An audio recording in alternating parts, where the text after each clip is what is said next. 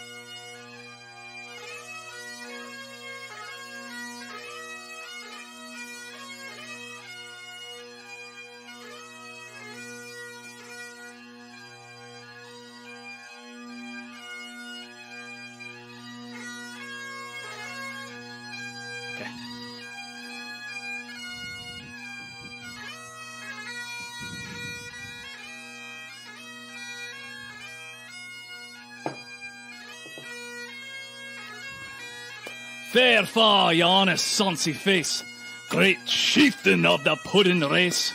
Aboon them all, ye take your place, pinch, time, or therm. Well, are you weary of a grace, as long as my arm? The groaning trenches there ye fill, your hoodie like some distant hill. Your pin wad helped mend a mill in time of need, while through your pores the dew distills.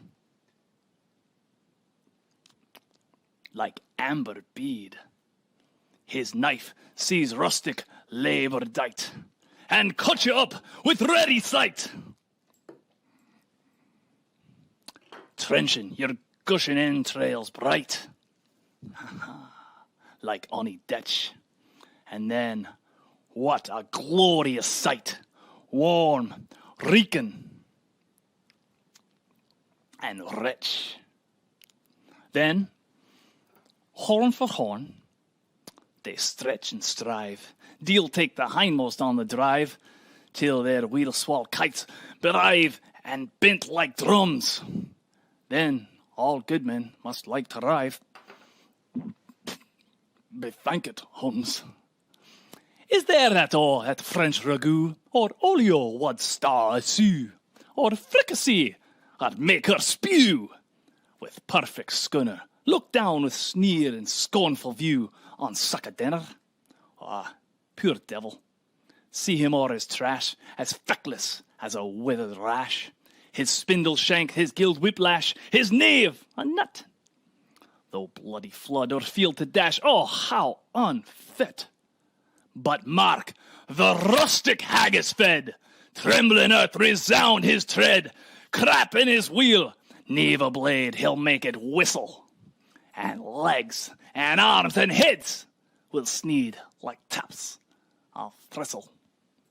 Ye powers, what make mankind care, and dish them out their bill of fare. Oh, Scotland wants nae skinking ware that lops and that jops in luggies. But if you wish her grateful prayer, aye, gie her a haggis. To the haggis! Everyone, you're allowed to unmute the mic for that. Wait, welcome everyone. Oh my goodness, we have all of our entertainers. We have Haggis Rampant, who did such amazing and good piping. We have the Langers Ball, Michael, of whom that was an amazing ode to the haggis. Well done, sir. Well done. Thank you. I wrote it myself. And Lady Prudence, we're going to be hearing from you quite shortly as well. And Haggis Rampant, I really enjoyed the tour of your home, all of it. It was delightful. And there was a comment in there, I'm not quite sure if you saw it, of they feel that they are imagining that we are all just in an apartment complex with very understanding neighbors. Yes, you would have to have understanding neighbors. That's all part of the Scottish tradition, isn't it? So now that we have had the presentation of the haggis, I have mine right here. I'm going to be eating shortly. What is everyone drinking before we begin the odes to drink? Well, I've got a lovely sarsaparilla, so I might be celebrating a Scottish holiday, but my southern roots have got to play true. All right, and that's also delicious. Love it. I've got a pint of Guinness and some Glenmorangie. Nice scotch. Very nice. Hannah, what about you? I've got a sparkling water. Hey, that sounds well done. She's That's driving. normally what I drink, I actually. got to drive tonight, so, you know. Oh, goodness gracious. For shame, for shame. Haggis Rampant, what are all of you drinking? We're having a single malt night. I'm having a Bruichladdich Faire Barley 2010, which is quite lovely. And I've got the Ardbeg Wee Beastie, which is only a 5-year-old Ardbeg, but it's still actually very tasty. And Jillian was the Wee Beastie from India. Our second CD was named Wee Beastie, so when they came out with that, we just knew we had to have it. Well, they named it after her. Oh, I mean, obviously. And Obviously. I started with the Bruichladdich. I went to the Ardbeg, and I'm about to open the Glenmorangie 14-year-old. I've had it. It's good. I see Very, Lady Prudence was concerned. very, very nice. And I am drinking coffee. So, I was for I am about to always say drinking that's, coffee. that's a lot more than I could have handled, but I am but one human here in my little room, so I'll stick to the sarsaparilla. Steve is apparently Steve and Willie Nelson, so he can have twice as much. Right.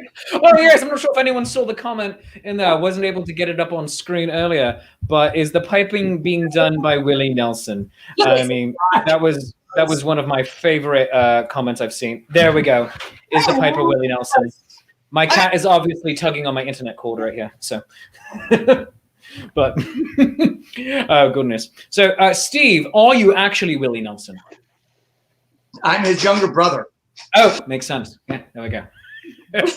Well, let us begin our odes to alcohol, so to speak. So first up, I believe we have, goodness gracious, here's a bottle. So let's roll that beautiful beam footage.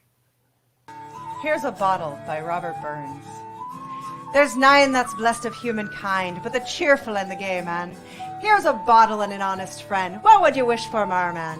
What kens before his life may end? What his share may be a care, man? Then catch the moments as they fly, and use them as ye ought, man. Believe me, happiness is shy, and comes not I when sought, man. Scotch Drink, a poem from 1785. Give him strong drink until he wink, that's sinking in despair, and liquor good to fire his blood, that's pressed with grief and care. There let him bows and deep carouse with bumpers flowing o'er, till he forgets his loves or debts and minds his griefs no more. Solomon's Proverbs 31, 6 and 7.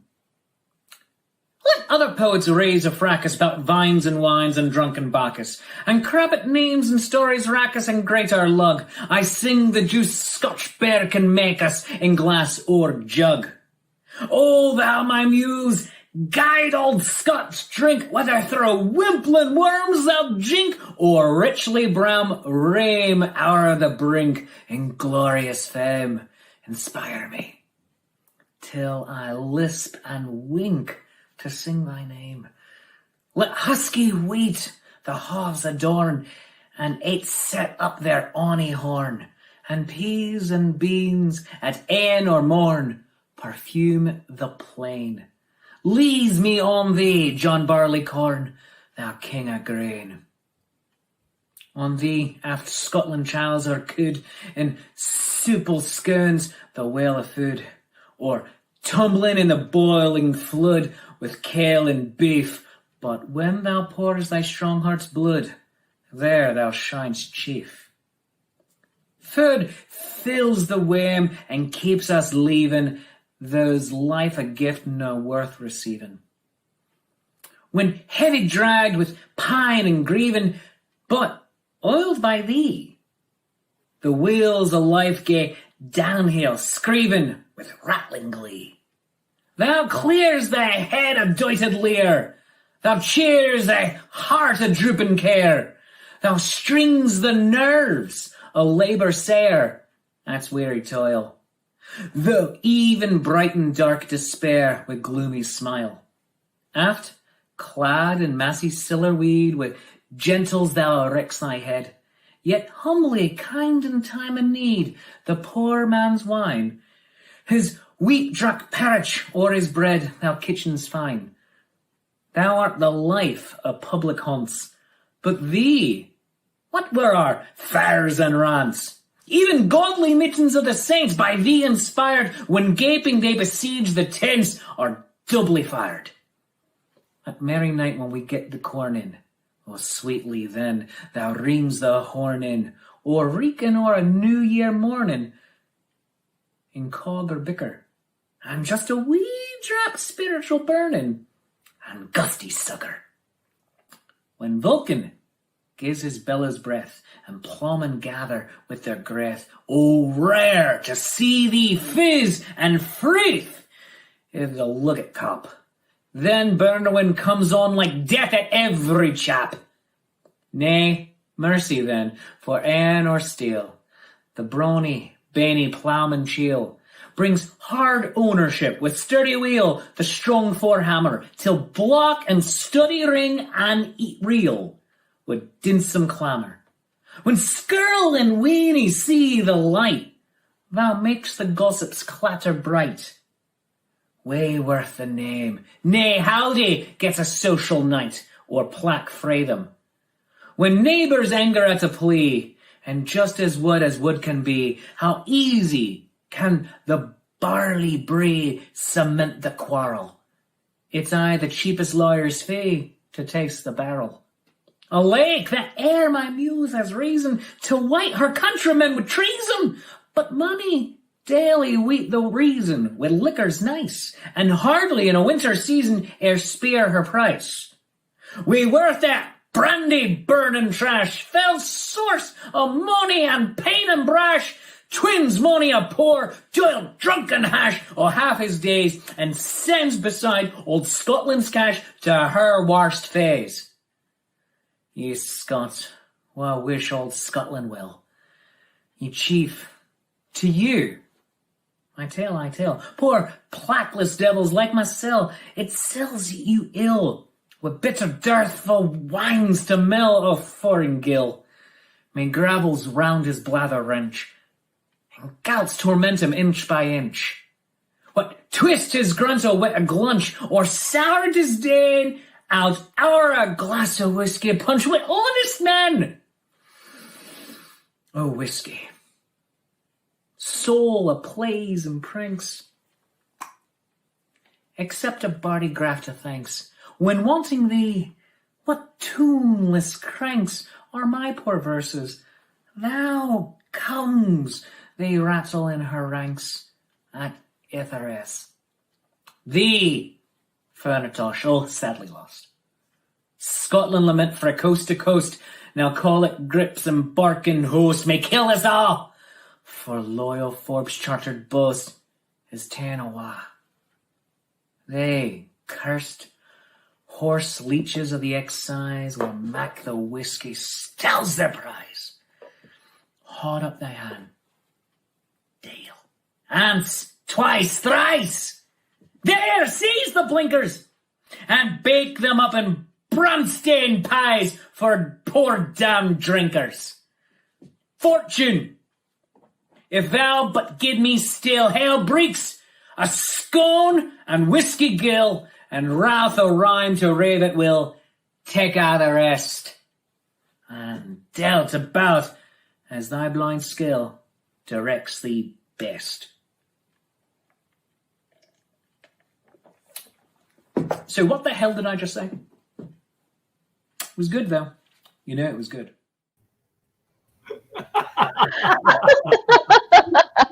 That was an ignominious and yet somehow appropriate. It's what I do. It's what I do. Oh, sweet, For that.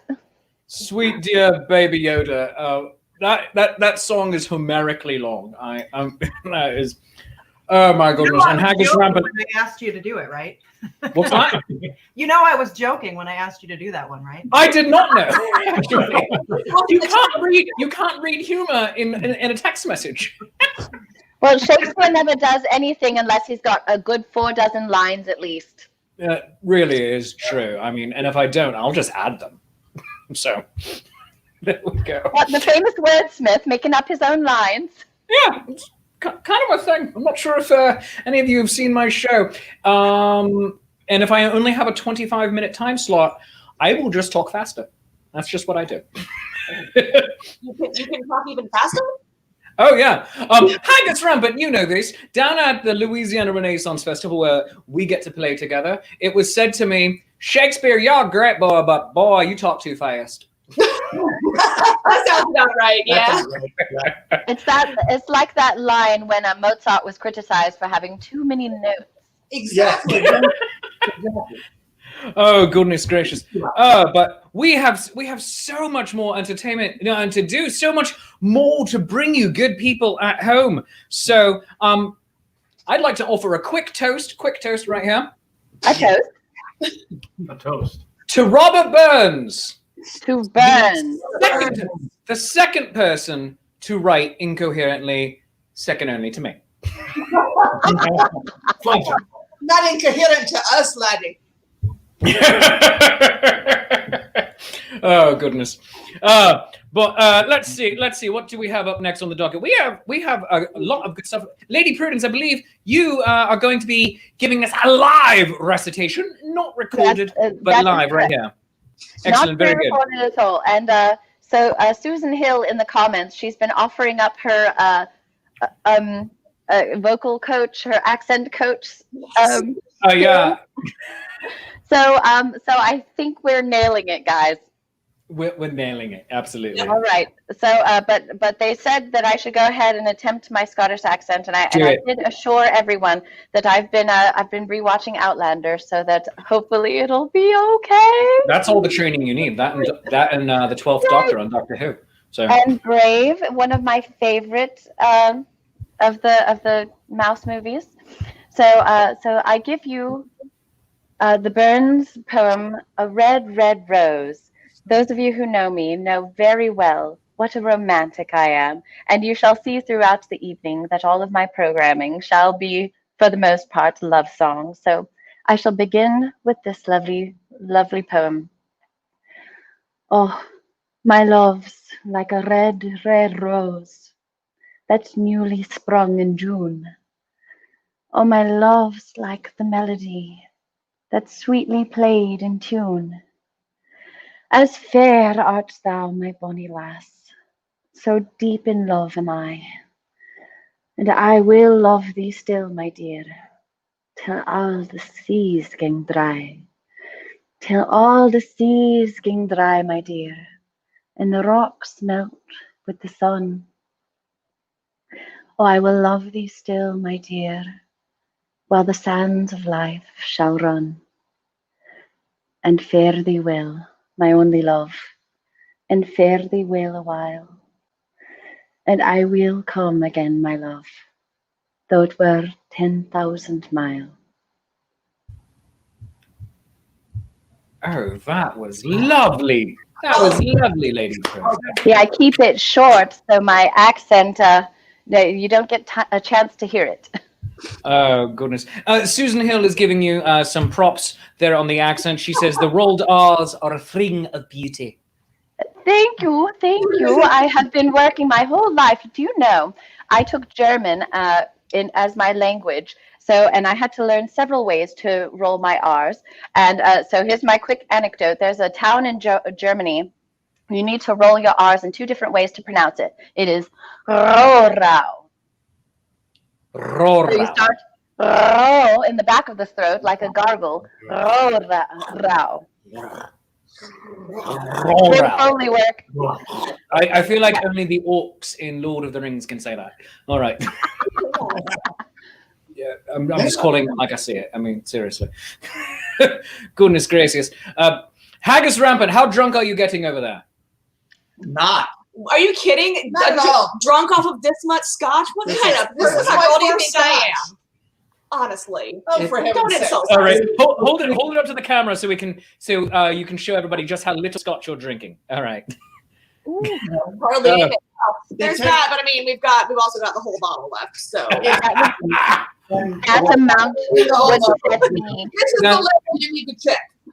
yes. Right. You don't need to check the glasses, you check the bottle. Then there's me. I'm a cheap date. So. Same though. Same. We know. Oh, just wonderful.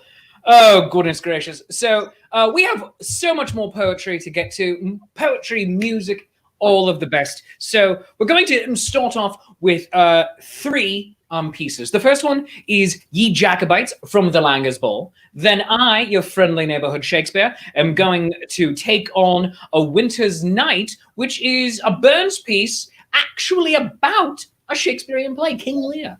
So I felt appropriate. And then Oh Whistle and I'll Come to Ye My Lad from Lady Prue. And so let's see what we've got for you here, people.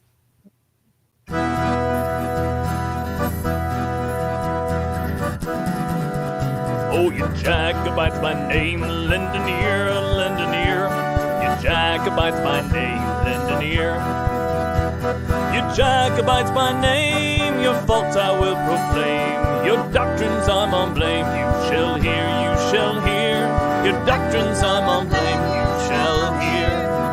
What is right and what is wrong? By the law, what is right and what is wrong? By the law. What is right and what is wrong? The short sword and the line, a weak arm and the strang, for to draw, the weak arm and the strang, for to draw. You Jacobites by name, lend an ear, lend an ear. You Jacobites by name, lend an ear. You Jacobites by name, your faults I will proclaim. Your doctrines I'm on blame, you shall hear, you shall hear. Your doctrines I'm on blame, you shall hear.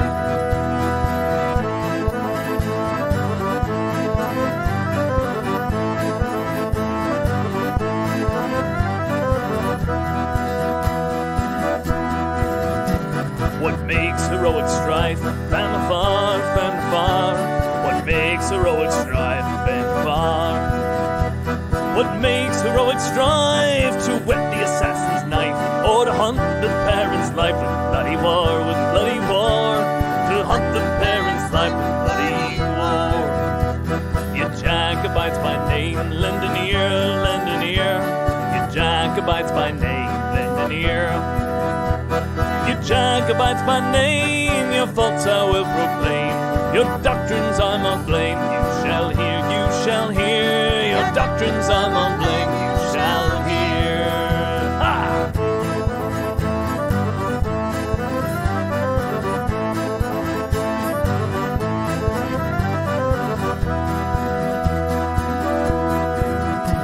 Then let your schemes alone in the state. Let your schemes alone in the state. Then let your schemes alone adore the rising sun, and leave a man undone to his fate, Leave a man undone to his fate. You Jacobites by name, lend an ear. You Jacobites by name, lend an ear. You Jacobites by name, your faults I will proclaim. Your doctrines I'm on blame. You shall hear. Your doctrines I'm on blame. You shall hear. Yeah.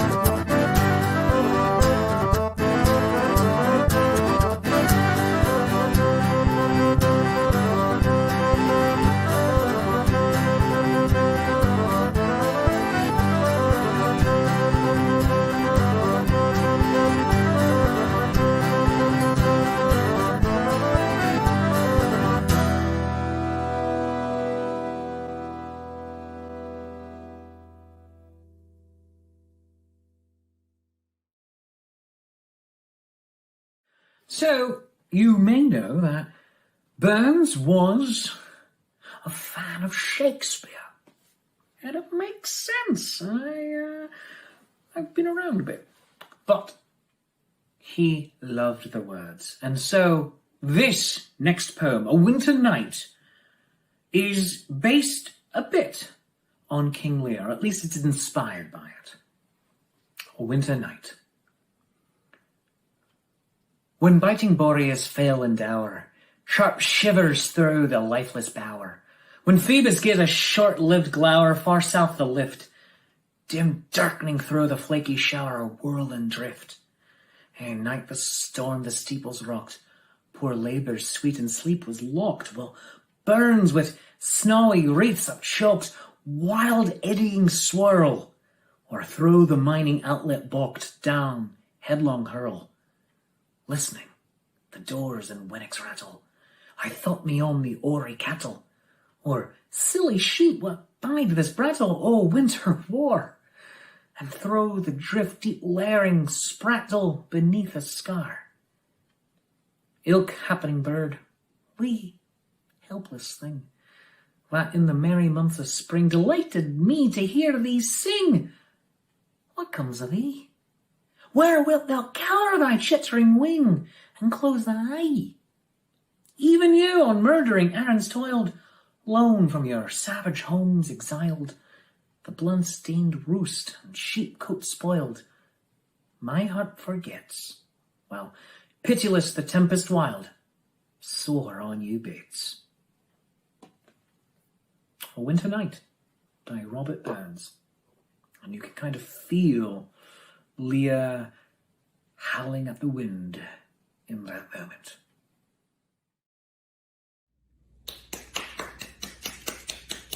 Greetings, my friends. I am Lady Prudence, Her Majesty's court composer, dressed in my finest Scots attire. Ooh, and I'm going to show this off for the camera. You may ooh and ah if you wish. Ooh.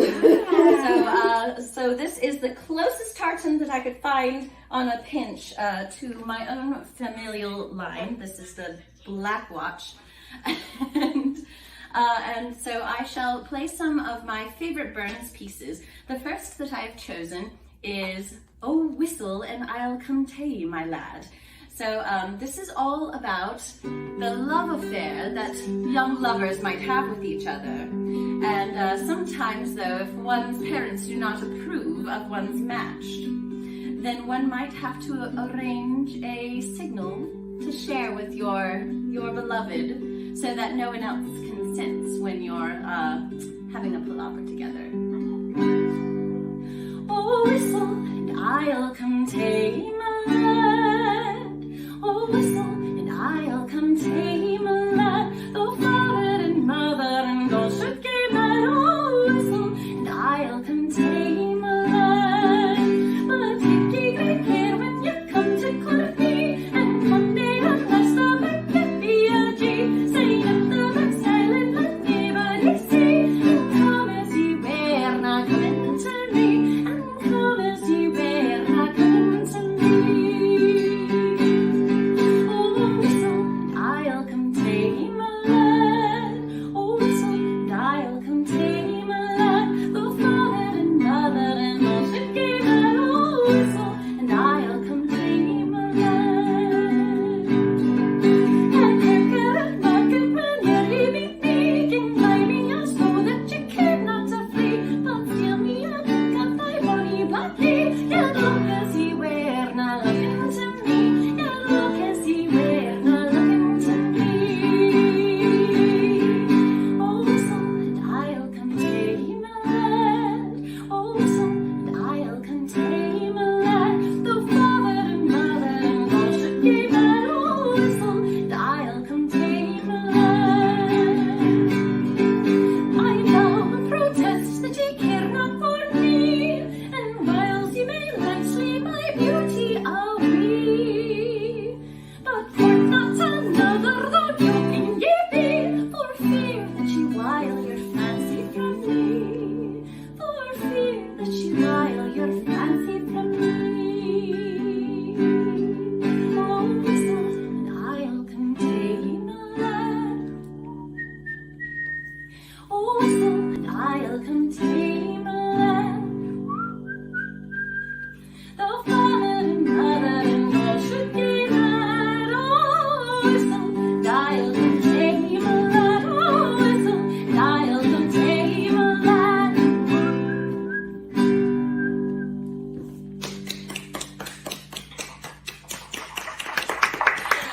Thank you, dear friends. Now, I'll be right back with a few more pieces, so don't go anywhere. There's much, much more to come. Brava, brava. Whistling is not my best thing, by the way. So you know, if I'm whistling at you, you're worth it. Ooh.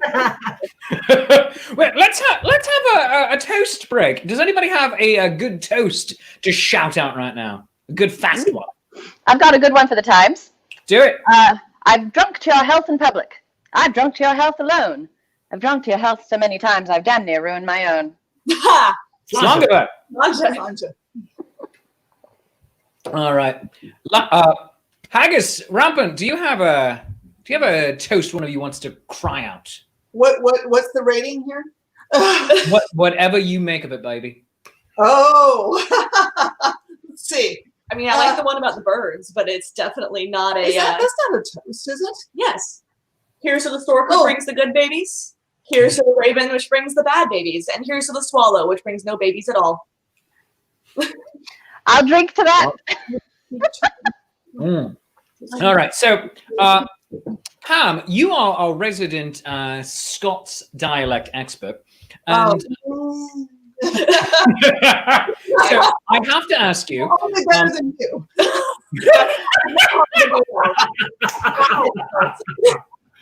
It is Burns night. That was a sick burn. That was you know what? That might have been a sick burn, but you know what? It wasn't as good as this burn for Burns night. Oh, Yes. I'm so Oh impressed my God. someone made that happen. Yes, that is our digital wizard Olivia on that. She made that happen. So much love and thanks to Olivia for that. Now, Pam, in Irish, in Irish Gaelic, you would say sláinte, and I know it's similar in Scots, but can you give us your preferred pronunciation for it? Slanja. Slanja. All right, there we go. All right, because I've also heard like slangava and like put a V in there. Yeah, Slanjava. If you Slangava. which Oh. you put the MHA on the end, it's something else entirely. It just sort of is it's an additional. It makes it a little stronger. Oh. They say that in Outlander. Yes, they do.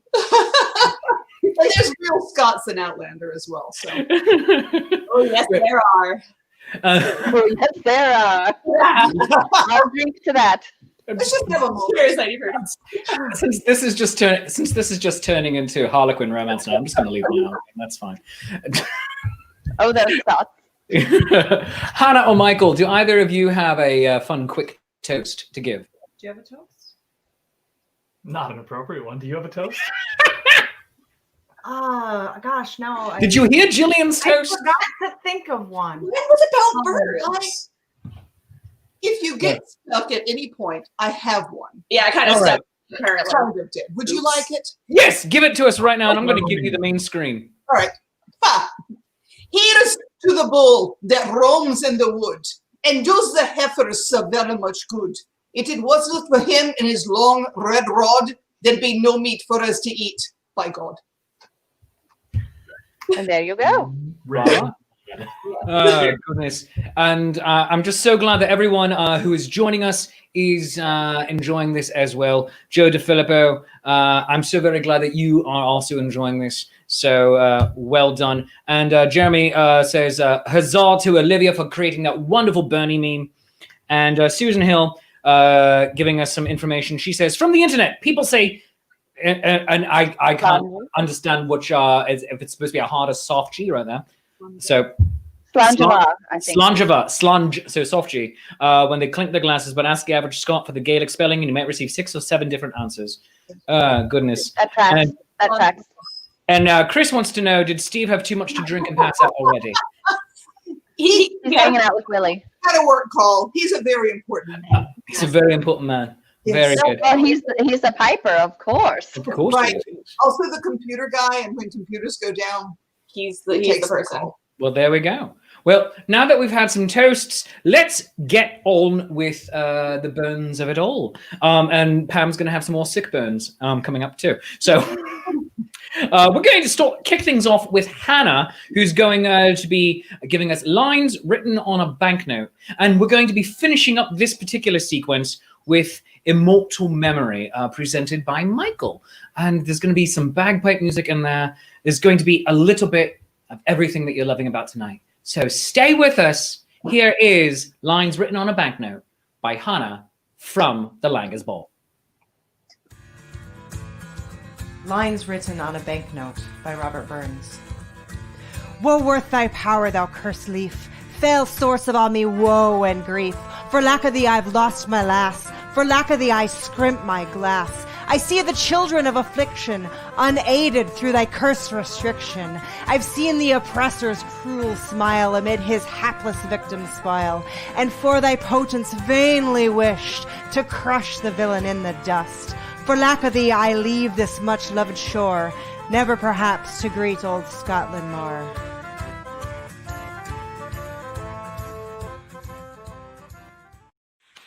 Thank you, dear friends. Now, I am Lady Prudence, Her Majesty's Court Composer, and my theme for tonight, as is always my theme, is the theme of love. So the next piece by Robert Burns that I shall sing is Green Grow the Rushes O. Now, before I do, I shall drink a toast to love. Sláinte. Slaughter. Bracing. All right. Now.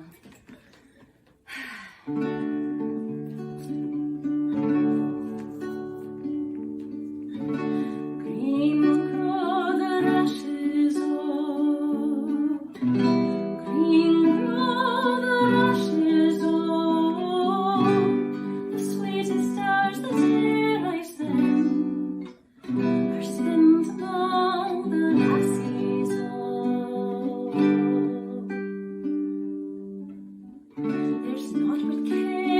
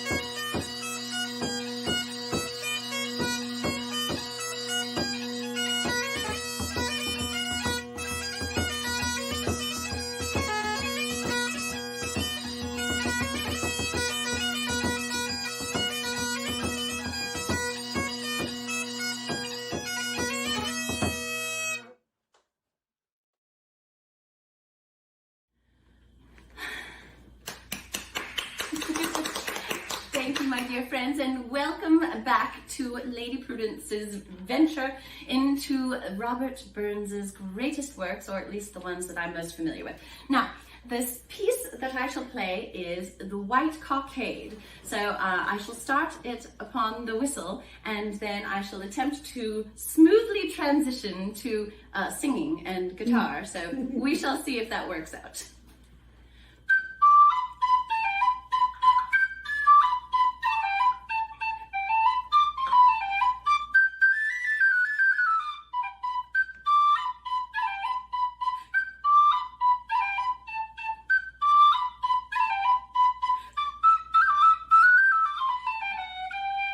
That became Miss McLeod's ride at about halfway through, so seems I don't remember the whistle part very well, but I shall attempt to switch to guitar nonetheless.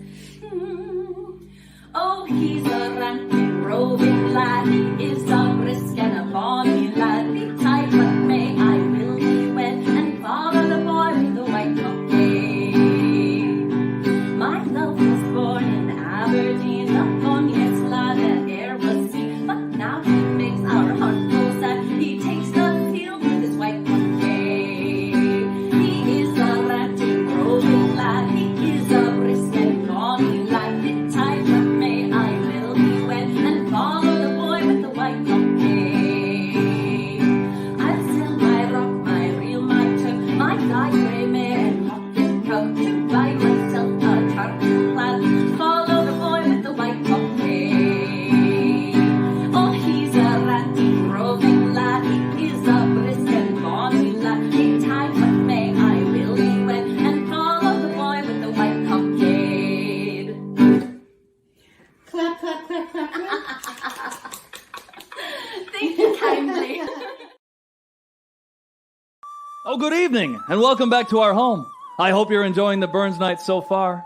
You know, about 5 years ago, a friend of mine approached me and asked me to deliver the immortal memory speech at a Burns night supper we had been attending for many years.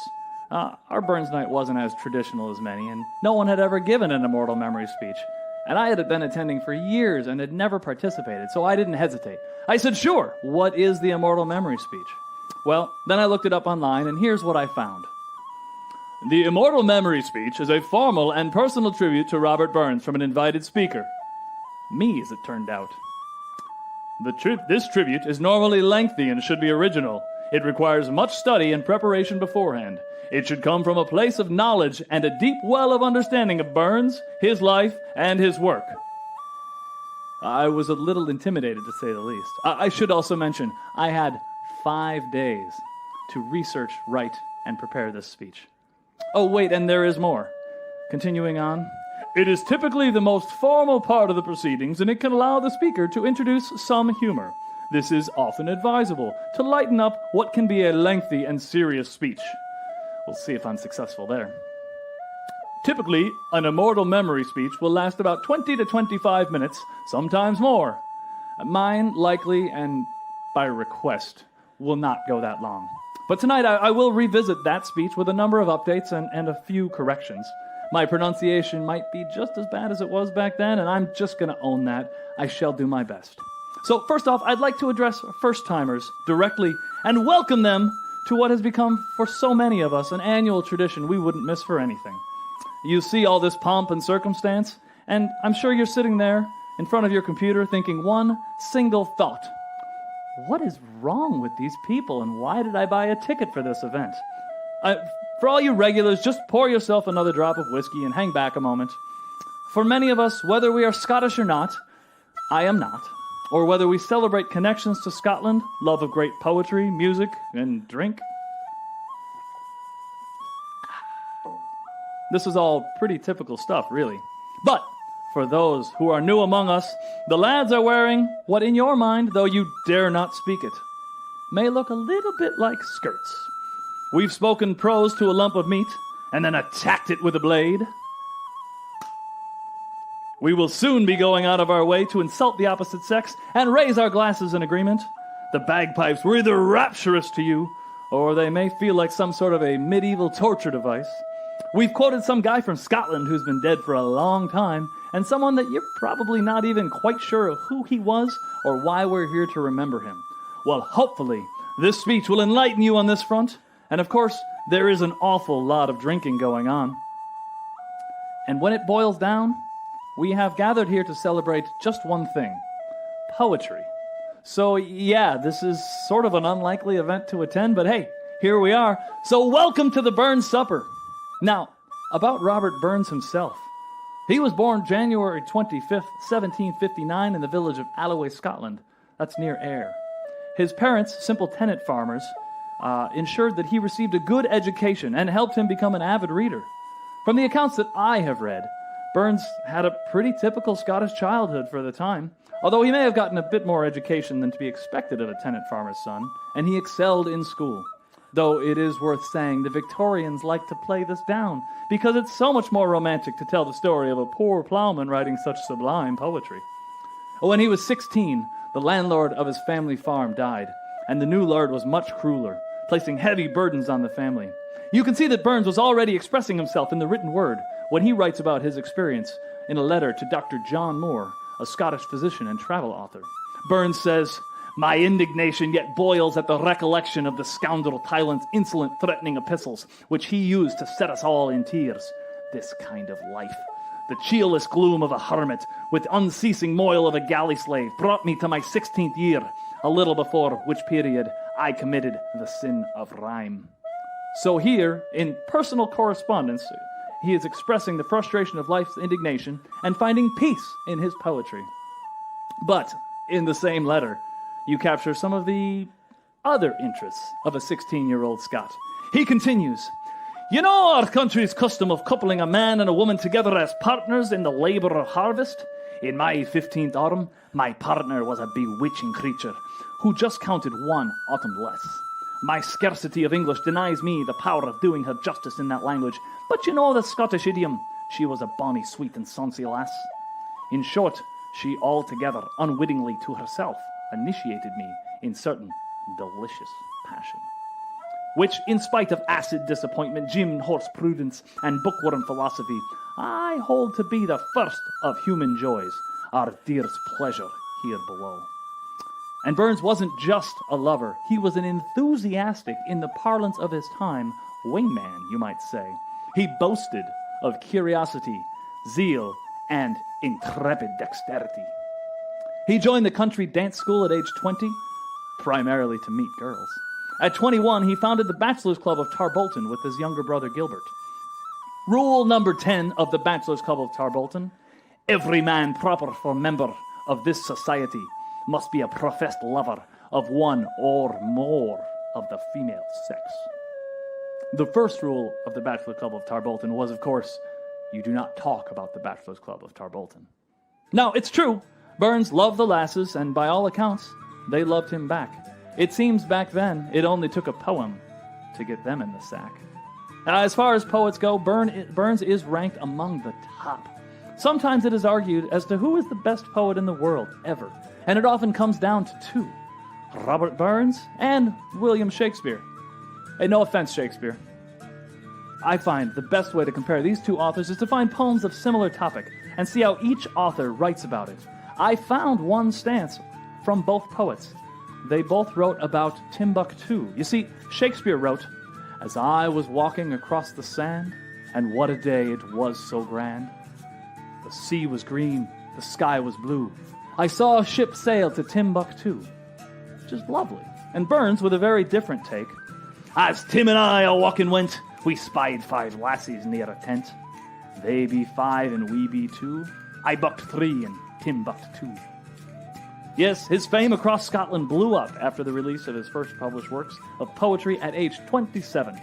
And he died young at the age of just 37, after a hard life with many ups and downs that took their toll on his health. Just 10 years. 10 years of work, and we are here today 225 years after his death, still honoring his decade of prose and poetry. How can this be? Well, I think the answer to why we celebrate Robert Burns lies in each of us. It may be because Robert Burns is all of us. We can see this evidence of that when we examine who he was through the words he left us, to which, with my Midwestern tongue, I will attempt to do some justice. You see, Burns was a critic of the ruling class and a champion of equality, as seen in A Man's a Man. You see yon Burkie Caralord, wha struts and strays and a that, though hundreds worship at his word, he's but a coof for a that. And for a that and a that, his Riband star and a that. The man of independent mind, he looks and laughs at a that. A king can make a belted knight, a marquis duke, and a that. But an honest man aboon his might good faith and mana for a that. For a that and a that. Their dignities and a that. The pith of sense, of pride of worth, are higher ranks than a that. He was by birth a farmer, an environmentalist, and an animal lover. You can see this in his ballad that he wrote to his beloved precious lamb in a poem called My Hoggie. What will I do gin my hoggie die? My joy, my pride, my hoggie. My only beast I hanna may, and vow but I was voggy. The lee-lang night we watched the ford, me and my faithful doggy. We heard knock but a roaring lin among the braes so scoggy. But the hout cry fray and the castle wall, the blitter fray the boggy. The toss replied upon the hill, I trembled from my hoggie. When day did daw and the cocks did craw, the morning it was foggy. An unco tyke lap o'er the dyke, and mice I killed my hoggie. Burns, although a failure in relationships, was a hopeless romantic, as revealed in his poem, A Red, Red Rose. My love is like a red, red rose that's newly sprung in June. My love is like a melody that's sweetly played in tune. As fair art thou, my bonny lass, so deep in love am I. And I will love thee still, my dear, till all the seas gang dry. He also wrote about the weather, the freezing, miserable weather. And maybe this is why I relate to his work as a Midwesterner. So here is Winter, a dirge. The wintry west extends his blast, and hail and rain does blow, or the stormy north sends driving forth the blinding sleet and snow. Wind tumbling brown, the burns come down, the roars frae brink to bay, while bird and beast and cover rest, and past the heartless day. The sweeping blast, the skies o'ercast, the joyless winter day. Let others fear to me more dear than all the pride of May. The tempest howl, it soothes my soul, my grief it seems to join. The leafless trees, my fancy please, their fate resembles mine. Though power supreme, whose mighty scheme these woes of mine fulfill, here for my rest they must be best, because they are thy will. Then all I want, oh do thou grant me this one request of mine, since to enjoy thou dost deny, assist me to resign. He enjoyed his food, as we saw in the address to the Haggis, filled with such affectionate prose as Faire, ye honest sonsie face, great chieftain of the puddin' race. And he wrote to whiskey in many poems, even an anthropomorphic description of the drink in his lengthy poem John Barleycorn, from which I will only read a few short stanzas. John Barleycorn was a hero bold of noble enterprise, for if you do but taste his blood, 'twill make your courage rise. 'Twill make a man forget his woe, 'twill heighten all his joy, 'twill make the widow's heart to sing, though the tears were in her eye. Then let us toast John Barleycorn, each man a glass in hand, and may his great posterity ne'er fail in old Scotland. Robert Burns was very aware of his own mortality, as seen in The Prospect of Death. O thou unknowing, almighty cause of all my hopes and fear, in whose dread presence ere an hour, perhaps, I must appear. Now, he didn't believe everything he read or was told. Yes, even in Scotland, even 225 years ago, they had fake news. You can see this in the first lines of his poem, Death and Dr. Hornbrook, a true story. Some books are lie frae end to end, some great lies were ne'er penned. Even ministers they have been kenned in holy rapture, a rousing wid at times to vend, and nail it with a scripture. And I could go on, but because your glasses are getting dangerously low and many of you are armed with dirks and shinduvs, I will bring this poetic journey to an end. So, why do we celebrate Robert Burns, a poor Scot from the late 1700s? It's because Burns, or at least some aspect of Burns, is in us. We can all look at Robert Burns and find something with which we identify. He is us. We can also look at Robert Burns and see a poor farmer from Alloway, Scotland, and see how he changed the world with his words and wit. We all can be inspired by that. So, lads and lassies, lift your glasses of whiskey, scotch, or beer. We celebrate the poems and prose of Burns, whom we hold dear. So be upstanding, raise your cup, without misgiving or concern. We are here tonight to celebrate the life and works of Mr. Robert Burns. To Robert Burns!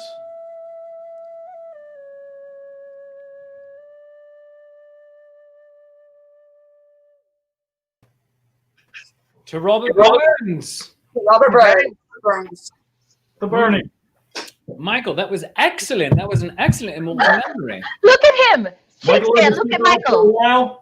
Oh my! Michael had to step out for a while. I hear it's Bernie night, so I'm here. I'm sorry I'm late. I got here as the Greyhound bus would get me here. It is indeed Burns night. Well done. Oh my gosh. Fantastic to have you here. Yeah, with the AARP discount, the Greyhound bus took a while, but I'm here. It was the most economical way. So what's the spiel? I feel like you probably traveled through all of the various and disparate states that we all are in to get that AARP discount on Greyhound. Well, I did. I had to pose for a handful of pictures. Perhaps you've seen me on social media lately. I've been busy.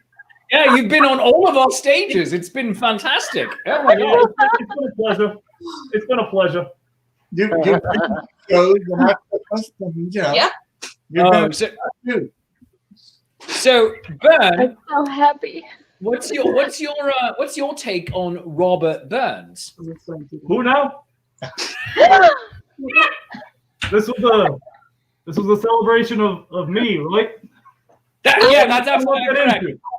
I'm not that into, it's just a thing. Whatever. Yeah, I just need to point out how very unimpressed Hannah is right now. This is Hannah is 12% less impressed than she was yesterday when I did the same impression. The diminishing returns upon this impression are to be noted, and this may be the last time. Well, that's a true and genuine thing. My mittens are covered up. No, these mittens are famous. They're everywhere. Oh goodness. Oh goodness gracious. It is so wonderful to see you, Bern. Now, Well, thank you. I have to ask everyone here though, what is your first introduction? Not to Bernie, but to Burns, Robert Burns. What's everyone's first introduction to? Oh, heaven. I gotta go. I gotta vote. Of course you do. Vote early, vote often. Vote often if you're in legislature, absolutely. Oh goodness. So what is everyone's first? Can we get this show back? I don't know. Most of us are going to be Old Lang Syne. Old Lang Syne, I agree with you on that. Yes. Almost everyone, that has got to be their first introduction. Even if you don't know who wrote it, because I know a lot of people know the song and they just have no idea that that's actually a Burns poem. It's like Right. that time I went to a Foreigner concert and I'm like, I don't know who Foreigner is. And then every song I was like, oh, yeah, I know all of these. So it's a similar thing, I think. It is the second most sung song in the world after the Happy Birthday to You song. Oh, is the first version of Happy Birthday is the most sung version, not the Olive Garden version? No, that's the third most sung I version. thought it was the choo-choo one. Yeah. Either way, you know what? Now we know. Oh goodness. So, did anybody learn any Robert Burns in high school?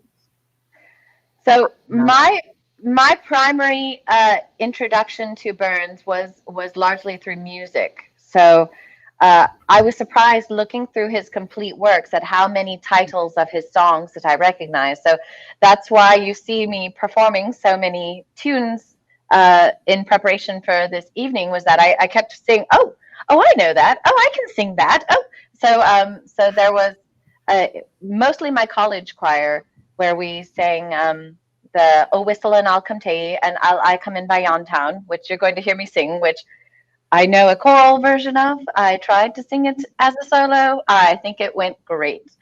But everything that I know of Burns came through music. So because he wrote so melodically, even on the page. So that's my story. Yeah. Our digital wizard Olivia, she who's running all of this behind, she says that she read Burns' poetry in school while reading Of Mice and Men. So well done, Liv. And I actually did read the Mouse poem. Is it Ode to a Mouse? Yes. I remember reading that in high school as well. When I was in high school and sang with the All-State Chorus, we did a version of Turtle Dove, which is a Burns poem, which I actually sang at a Burns supper as a toast to the lassies. It's a beautiful poem. It speaks very well of women. Did you know it was Burns at the time? I did not know it was Burns at the time, and I sang Old Lang Syne 1,000 times. Well, not 1,000. I guess about 40 or 50 times before I realized it was Burns. And I only figured out it was Burns through starting to play the bagpipes and getting into the Scottish heritage in the early 90s. Got my first kilt in the early 90s and started figuring out, oh, wait, what is all this about Old Lang Syne and Burns suppers, et cetera, et cetera. So Pam and I hosted a couple of Burns suppers and figured out an awful lot about what Burns was about. And of course, I was born in the early 90s, so I can't actually remember a time that I didn't know who Robert Burns was. Right. I did a social studies project in high school on Robert Burns and about how he was also a tax collector. I think I actually called it, Robert Burns, Scotland's beloved tax collector, which is not something that you hear a lot. No joke. And I first heard about Robert Burns. I was a precocious 20-year-old, and I inherited my grandfather's collection of the Harvard Classics, which is it is professed to be an entire liberal arts education in 5 feet of books. And one entire volume of that is all the works of Robert Burns. And so being precocious as I was, I thought, well, I'm just going to read this, which I didn't get anywhere close to finishing. But then shortly thereafter, we were invited to a friend's Burns supper, and we've been going every year since, and just love it. I've got several friends that have released Robert Burns CDs of all of Burns's music, and I adore it. Yeah, and I knew the name, but I wasn't really that familiar, except, Old Lang Syne, as everybody knows. And I think just being in with the Irish music community, I think I just kind of faked it until I actually knew what was going on. So I don't have like a moment, but yeah. That's kind of how we all do, I think. Yeah, absolutely. Well, in that case, let us now go into almost everybody's first introduction to Robert Burns with one of the most beautiful renditions of Auld Lang Syne that you are like to hear in this life or any other, as performed by our very own Lady Prudence. Greetings, my friends. It is I, Lady Prudence, Her Majesty's court composer, and I take one final drink to your health, or at least for tonight. I am certain I shall drink many more times in future. So here is to your health, Sláinte. And my dear friends, my final song for tonight, as is always appropriate, is the Robert Burns classic, Auld Lang Syne. So I shall sing it for you with 2 different melodies, because I do love a challenge. So wish me luck, take a drink, and I wish a health to each and every one of you.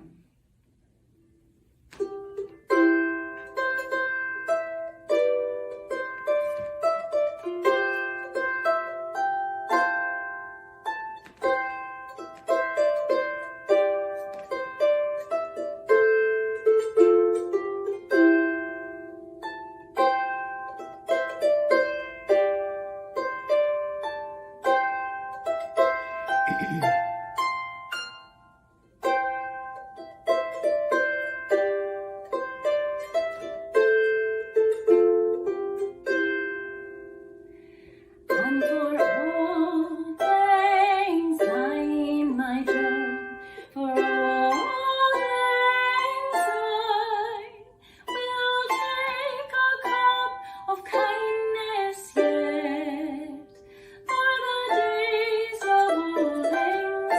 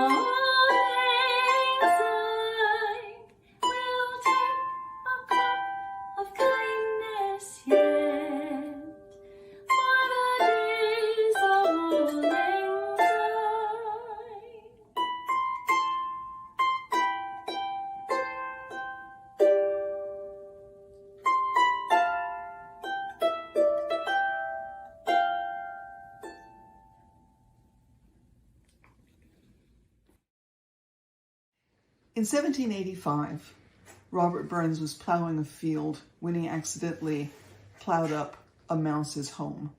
He was just able to stop a boy driving the horses from killing the mouse. He was inspired by this incident to write a conciliatory poem to his fellow mortal, the mouse. I'm going to read Robert Burns' To a Mouse. Wee, sleekit, cowering, timorous beastie, oh, what a panic's in thy breastie! Thou need not start a wa so hasty with bicker and brattle. I would laithe to ren and chase thee with murder and pattle. I'm truly sorry man's dominion has broken nature's social union, and justifies that ill opinion which makes thee startle at me, thy poor earth-born companion and fellow mortal. I doubt na, whiles, but thou may thieve. What then, poor beastie, thou maun leave. A dayman I could in a thrive. Small request. I'll get a blessing with the lave, and never miss it. Thy wee bit hussy, too, in ruin. Its silly walls the winds are strewin', and Nathan know too big a new one, o' foliage green, and bleak December's winds ensuing, baith snell and keen. Thou saw the fields lay bare and wast, and weary winter coming fast, and cozy here beneath the blast thou thought to dwell, till crash the cruel coulter passed out through thy cell.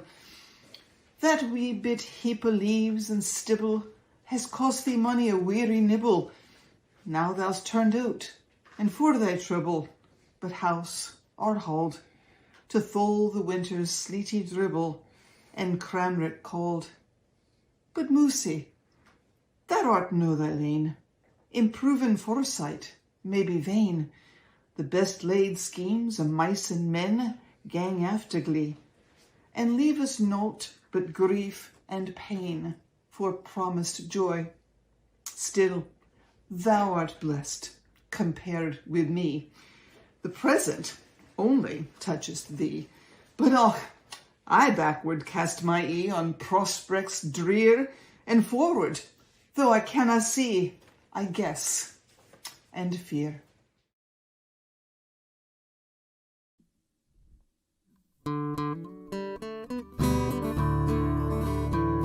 There was a lad was born in Kyle, but what in a day or what in a style. I doubt it's hardly worth the while to be so nice with Robin. Robin was a roving boy, rantin', roving, rantin', roving. Robin was a roving boy, rantin', roving, Robin.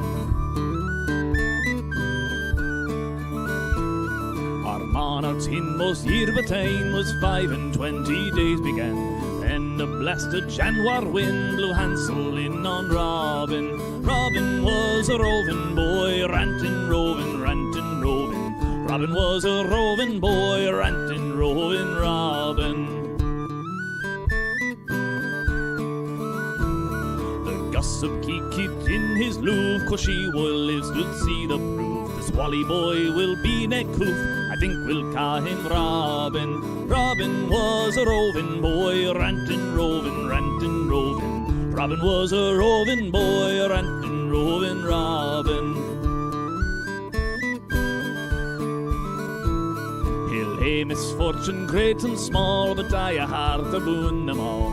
Be a credit to us all, will I be proud of Robin. Robin was a roving boy, rantin', roving, rantin', roving. Robin was a roving boy, rantin', roving, Robin.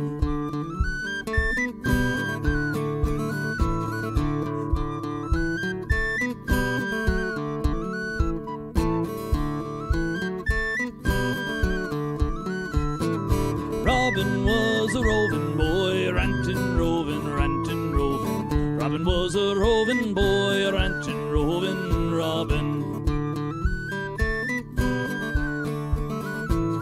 But sure as 3 times 3 mak 9, I see by ilka scoring line. The chap will daily like our kind, so leaves me on the Robin. Robin was a roving boy, rantin' roving, rantin' roving. Robin was a roving boy, rantin' roving Robin. Faith, quoth she, I doubt you gar your bonny lasses lie a spar. With 20 bouts ye may hae roar some lessons on the Robin. Robin was a roving boy, rantin' roving, rantin' roving. Robin was a roving boy, rantin' roving Robin. Robin was a roving boy, rantin' roving, rantin' roving. Robin was a roving boy, rantin' roving Robin.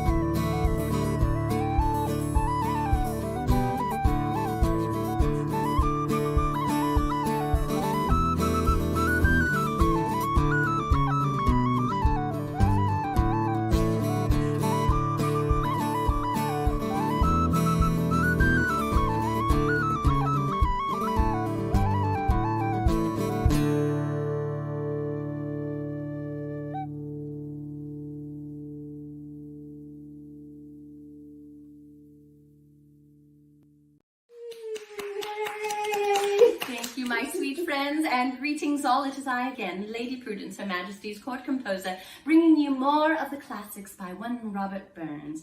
Now, this next tune is called I'll I Come In by Yon Town. Now, if you heard me sing Oh Whistle and I'll Come to You, this is the other side of that story. I'll I come in by yon town and by yon garden green again. I'll I come in by yon town and see my bonny Jean again. There's none shall ken, none guess what brings me back the gate again. But she, my fairest faithful lass, the story list will meet again. I'll I come in by yon town, by yon garden green again. I'll I come in by yon town, see my bonny Jean again. She'll wander by the aching tree when Christmas time draws near again. And when her lovely form I see, oh, hates she's lovely dear again. I'll I come in by yon town, by yon garden green again. I'll I come in by yon town, see my bonny Jean again. I'll I come in by yon town, by yon garden green again. I'll I come in by yon town, see my bonny Jean again. Hooray! Hooray! It's always nice when a story can end with two lovers coming together.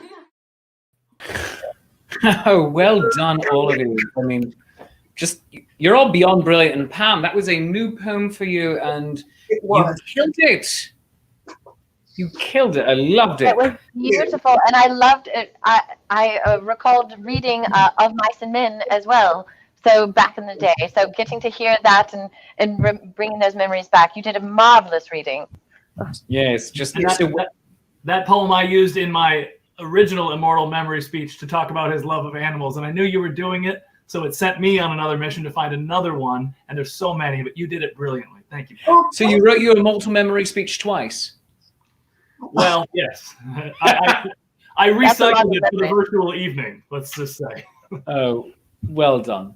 And you're all just beyond brilliant. I mean, Langers, that Rowland song, that was just beautiful. It was That John. was fantastic. Yes. Thank you. I love that song. A friend of ours, an acquaintance of ours, Hugh Morrison, is an accordion player down in Texas, and he released a Robert Burns Rocks album of all Celtic rock versions of Robert Burns songs, and that's sort of that's the version that we learned that off of. I love that album, and he was a great player. So just absolutely brilliant. I mean, you are all a delight, and it's such a pleasure to be able to share this digital stage with you all.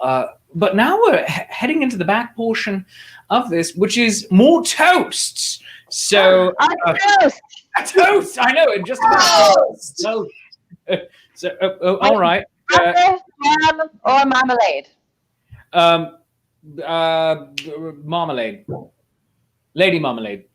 Creole Lady Marmalade. But here's a quick stupid one if you'd like it. Yes. All right. I love your stupid toast. This one isn't written by me. I'm just appropriating it. All right. To all of you, I don't know half of you half as well as I should like, and I like less than half of you half as well as you deserve. Cheers. Yes. Cheers. Yes. Drink to that. When Steve was gone to go help with computer tech work, I thought of a toast, and that is to men, to women, and to computers. We don't fully appreciate them until they go down on us. Oh. That is a toast worthy of Chase Treasure's sweet I will baby put Yoda. sitting in between my parents. Yes. oh, I sweet. did create a toast once to a kilt because I wanted to segue into the song about the kilt, the Blue Ribbon song. Mhm. So here's to the kilt. Here's to the kilt. To the kilt. It shows your I'm making it up as I go at this point. So it's all right when it's cold, great when it's hot, makes you wonder what's under there and what is not. Wow. Well done. Well, it is time that we get into a wonderful portion of the Burns night, which is the toast to the lassies and then the lassies rebuttal. And Gillian from Haggis Rampant and myself have taken on these two parts. And so, roll that beautiful bean footage. Lassies, lads, and all non-binary friends. I think I have an impossible task. 'Tis tradition to toast the fair lassies, as we are here to feast to Bobby Burns. Can I call him Bobby? I think I will. Because though this night is to honour him, Burnsy didna stand on ceremony. He'd take the mickey out of one and all, be you the great in good or country folk. Bobby knew how to rip you a new one, exactly like a good lassie can do. Which is the main thrust, you see, of my theme. So Bobby, he will be to me and all. Not really that important in the end. So why, Shakes, is this task impossible, I hear you asking, across time and space? Just praise Bobby and toast the lassies! This is easier said than done, I think.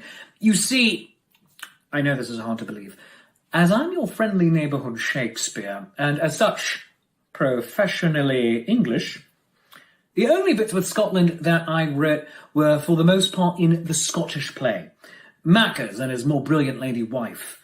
Now she is a lass who one could toast, ambitious, powerful, suffered no fools, maybe a crazy ginger through and through. She's a woman who you immortalise. We know that Bobby was a feminist. The rights of women merit some attention, quoth he. He was right in that assessment. Compared with men...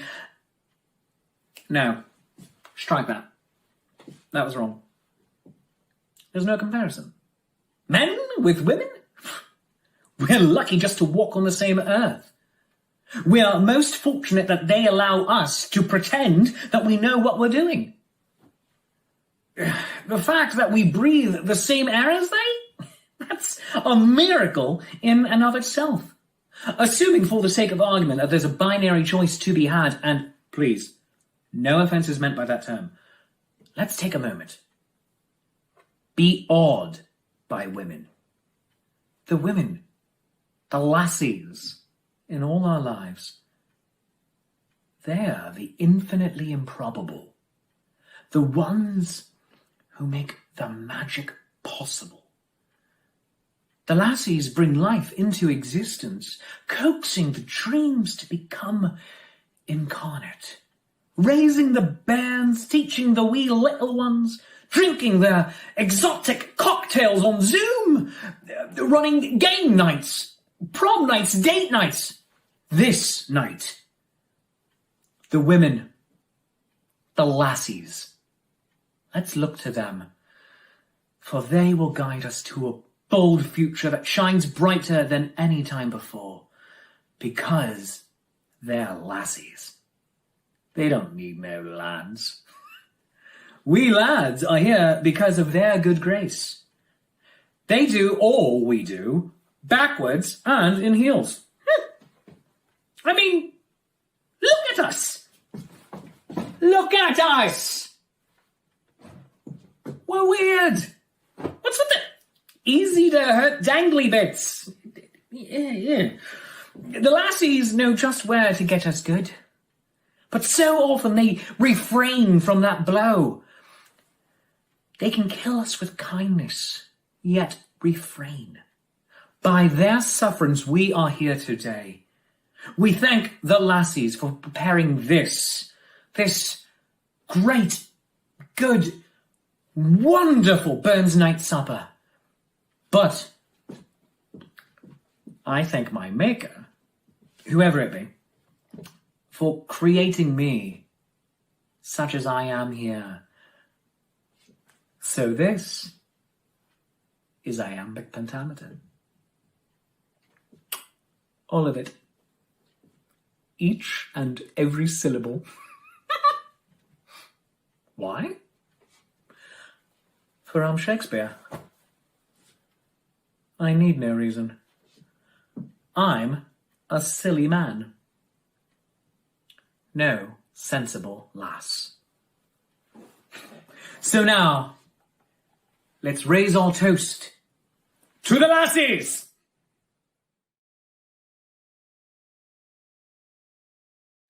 When I offered to do the lassie's reply, I didn't expect to have to respond to yet another great poet. And after all those lovely words, I almost feel bad poking a little bit of fun. Almost. We both know that Shakespeare and Burns wrote lovely things about women. For example, it was Shakespeare who said, "Two women placed together makes cold weather, and the tongues of mocking wenches are as keen as is the razor's edge invisible." And also, ah me, how weak a thing the heart of woman is. And then we have dear old Rabbi Burns who wrote, "Weel you are worthy o' a grace as lang's my arm," which is about a haggis.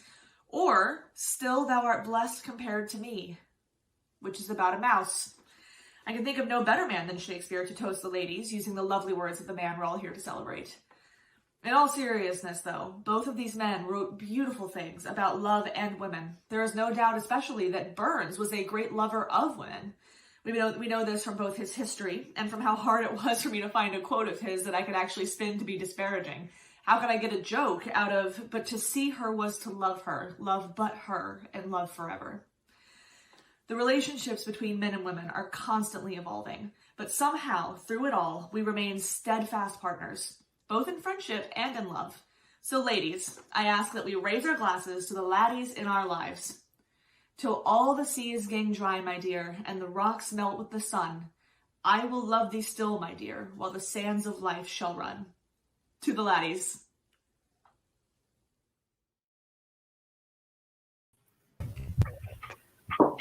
So, well done, Gillian. That was brilliant and beautiful. And now it is time for our vote of thanks. So, dear friends, companions, I say to you that the night's end is near. The curtain soon will fall. So there's not left to say but thank you, one and all. Thank you to those who made this night happen. DRF, Langer's Ball, let me know where and when. Lady Prudence, Haggis Rampant, you're all the best. Performing with you is a memory I'll keep close to my vest. To those of you who joined us this cold night, from places near and far, we didn't have to fight the traffic or any other woes. Since we're on Zoom, you can have cozy socks on your toes. I do. From me to you, I say upon constant reflection, I love you, you love me. There is mutual glorious affection. Thank you for your patronage. We do this for you. And now, one final song. I hope you'll join in too. Adieu, a heart-warm fond adieu. Dear brothers of the mystic tide, ye favored and light and few, companions of my social joy, the white for lands most high, pursuing fortune's wintry bound, with melting hearts and brimful eyes. All I knew still though far away, all now at your social band, and spent the cheerful festive night, all on with serene command, presiding o'er the sons of light, by the high ecliptic bright, which none but craftsmen ever saw. Strong memory on my heart shall write those happy scenes when far away. May freedom, harmony, and love unite you in the grand design, beneath yon child, the glorious architect divine, that you may keep your daring light to rise by the longest dawn, till order bright completely shine. Shall be my prayer when far away, and you farewell whose merits claim. Just see that my dispatch wear. Heaven bless your honor, noble name. To masonry and soldier dear, a last request forbid me here when we assemble. One round I ask you to with us here, to him the blood that's far away. Adieu, a heart-warm fond adieu. Dear brother,